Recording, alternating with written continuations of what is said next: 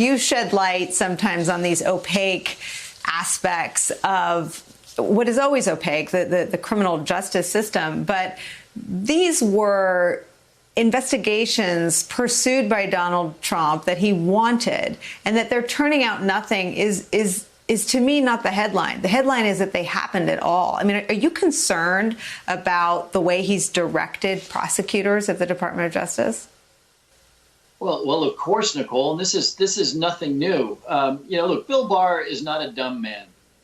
He watched what happened to Jeff Sessions. Jeff Sessions, who's not a man I'm in the habit of praising, actually tried to act like a traditional attorney general, follow the law, observe the independence, which is really unique to the Department of Justice, and it's what keeps the Department of Justice from being the secret police to the President of the United States that so many other more dictatorial countries have. Bill Barr knew that the Jeff Sessions models wouldn't work, and so he determined to be different. And he can be different in ways that are deeply troubling to us, like lying about the Mueller report, any of the statements that he has made supporting the president. What he can't do is he can't force judges or investigators to see facts that don't exist. And so guess what? When the president emerges from his fantasy land of deep state coups and you actually get inspector generals or investigators investigating the absurdity of the president's beliefs, they turn out not to be true. And there's just nothing that Bill Barr can do about that. And that's a pretty uncomfortable place for Bill Barr to be. You know, you share a home state with Nora Dennehy and John Durham. John Durham was tapped to do the Barr-blessed probe, independent probe into the origins of the Russia investigation. Nora Dennehy was a longtime deputy to him. Do you think that her departure jolted something inside the Department of Justice, or maybe jolted this investigation onto a more just track and resulted in Barr alerting members of Congress? And I think most people believe that was one of the original sins that got Trump to sort of turn on Barr, that Durham wasn't going to churn out some October surprise. You know, I don't know Durham, but by all accounts, he's a serious person charged with a very task, which is to find the truth for an attorney general who doesn't care much about the truth because his boss, the president of the United States, is really uninterested in the truth. So, I'm not surprised that we are where we are, and I'm not quite sure what the resignation of the deputy had to do about that. But Nicolle, the other piece that's important here is the pattern, right? Whether it's the inspector general looking at the Mueller report to see whether there was any political motivation for that report and concluding that there was no political motivation for that report. Going back, in my fairly limited time in Congress, I watched the Republicans do 10, not 1, not 2, not 3, but 10 different investigations of the tragedy in Benghazi. They were politically motivated per Kevin McCarthy's statement, and they turned up certainly no indictments. And here's the fact that the American people need to think about as they think about all of this noise and the president's latest fantasies.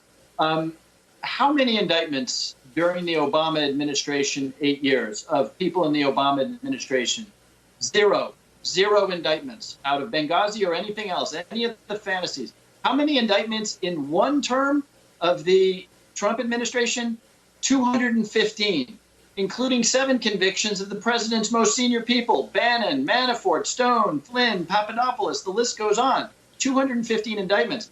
Just for historical reference, how many indictments in the Nixon administration, not an administration we hold up as an example of probity? 73. Donald Trump in one term has done 3 times as many indictments, has had 3 times as many people within his administration indicted as Richard Nixon. I mean, I have this theory, and I wonder what you think of it, that the blizzard of corruption and the blizzard of criminality and the blizzard of scandal around Donald Trump sort of blurs it all out. But one thing that has come into focus in recent weeks is this New York Times reporting on Trump's taxes.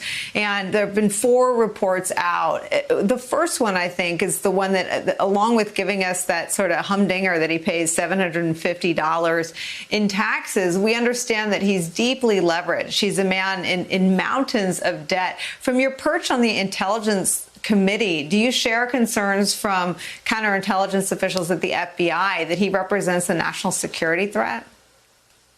Of course I do. And this is why the tradition of putting your tax returns out there should probably be something more than a tradition. It should now probably be law.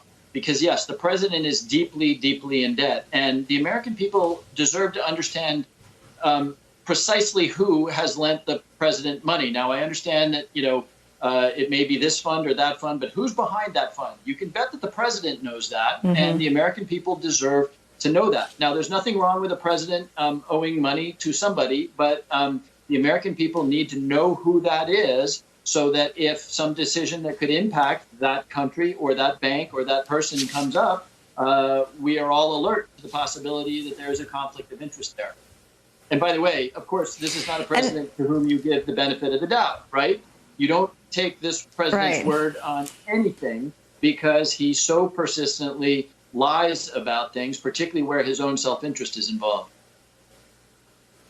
Well, which takes us to his own health status. I mean, we all covered in real time on live TV the sort of slow-moving cover-up of his own health, where in a Saturday press conference, his doctor said one thing, his White House chief of staff was literally feet away, briefing reporters on camera, but on background with a different take. I mean, you've got Senator Harris taking herself off the campaign trail because two members of her campaign she was not in close proximity to have tested positive. And you've got the president now barreling with an unmasked staff alongside him to the campaign trail. What do you think the voters have made of these two very different approaches to a deadly pandemic? Well, the question writ large is pretty clear. The president is in a lot of trouble in every poll that matters, in every swing state. The president is in a lot of trouble. You can lie about bringing back the coal mines, which he lied about and did not accomplish. You can lie about eliminating the deficit in your first term, as he lied about and did not accomplish. But when you go to the American people and say coronavirus is a hoax and we will all be in the churches on Easter, remember that one? And then hundreds of thousands of Americans die. You can't lie to Americans about something that is that visible, that determinable, and that tragic. And that's what this president has continued to do. And that's the real tragedy of the way he treated his own case. This story that he wanted to wear a Superman shirt and that now he wants to kiss people because he's immune. None of that is true. He continues, even having had a rough time himself, to put Americans at risk. People will die. People have died. Thousands of people have died because the president has not been willing to be honest about any of this. And look, that's on him. And I think that the reason you're going to see a pretty big wave on November 3rd has a lot to do with the personal tragedy involved in that particular set of lies.